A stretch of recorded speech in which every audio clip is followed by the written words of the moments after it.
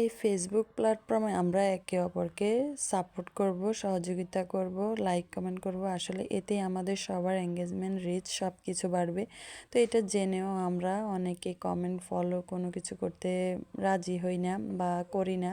আসলে হিংসা রাখলে মনের ভিতরে কখনো আগানো যায় না। সব কাজে, সাংসারিক লাইফে হোক, সব কাজের মধ্যে হিংসা জিনিসটা না থাকাই ভালো। তো আসলে সকালবেলা কিছু একটা করতেছি, যে এগুলা করতেছি এগুলো একটু ভিডিও করলাম, বাইরে গেলাম, একটু বাজার সদাই নিয়ে আসলাম। আর আসলে আমাদের যারা হাজব্যান্ডরা বাইরে থাকে আমাদের ঘরও সামলাতে হয়, বাহিরেও সামলাতে হয়। এই তো বাজার সদাই নিয়ে আসলাম, এগুলো আবার কাটা বাছা করে আবার রাখতে হচ্ছে। তো কোনটা খাবো কোনটা রাখবো এভাবে করতেছি। তো এই আর কি বলতেছিলাম যে আসলে সবাই সবাইকে সাপোর্ট করব, এটা আর কি। আসলে আমরা নতুন যেহেতু কন্টেন্ট তৈরি করতেছি, আমাদের অনেক কিছু শেখার আছে। তো বলবো না কেউ আমাকে সাপোর্ট করুক বা আমাকে কমেন্ট করুক, এটা আমি বলবো না। তো যার ভালো লাগবে সে করবে, এটা আর কি। তো ভুল ত্রুটি হতেই পারে এই ক্ষেত্রে। সবাই তো সব কিছু আসলে শিখে না, যে আস্তে আস্তেই শেখে। তো আর কি বাজার সদাই নিয়ে আসলে তো একা হাতে সব কিছুই একা মানুষ করতে হয় আস্তে আস্তে।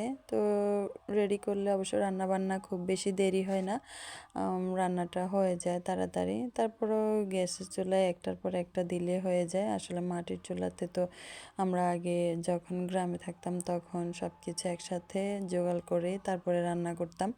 তখন ছিল একরকম আর এখন হয়ে গেছে একরকম, যে যেটা পাচ্ছি সেটাই বসাই দিচ্ছি, হয়ে যাওয়ার দরকার সেজন্য আর কি।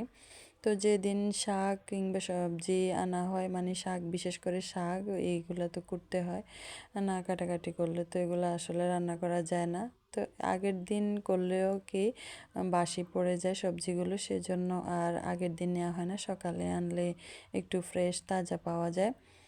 তো এই আর কি। আমি এখানে মুরগিটাকে দুই ভাগে ভাগ করে নিয়েছি, যেহেতু আমরা মানুষ 3-4 জন, বাচ্চারা আছে।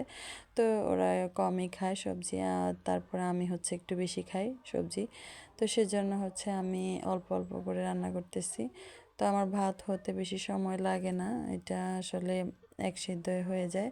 তো সেজন্য রান্নাটা আর প্যারা মনে হয় না। তো এই আর কি, আমার রান্নাতে বিশেষ করে 1 ঘন্টা সময় লাগে 2-3টা তরকারি রান্না করতে, বেশি সময় লাগে না। তো যাই হোক, এই তো রান্না বান্না টুকটাক করতেছি আর আপনাদের সাথে গল্প করতেছি, এই আর কি। মূলার শাকগুলো ভাজি করে ফেললাম আর মুরগি দিয়ে আলু মূলা দিয়ে দিলাম। তো এই আর কি, এগুলা করতেছি প্রতিদিনের, তো আমাদের এই রান্না বান্নার রুটিন এগুলো আছেই। সেই সাথে আরও ঘরের অন্যান্য কাজকর্ম সব মিলাই আমাদের আসলে এই তো শীতকালে সময়টা এমনিই চলে যাচ্ছে, মানে সময় পাওয়া যাচ্ছে না কিভাবে কোন দিক দিয়ে সময়গুলো যাইতেছে। আর এই তো এক একজনের রান্না এক এক রকম, সেই সাথে তো রান্না করে ফেললাম, হয়ে গেল। আল্লাহ হাফেজ।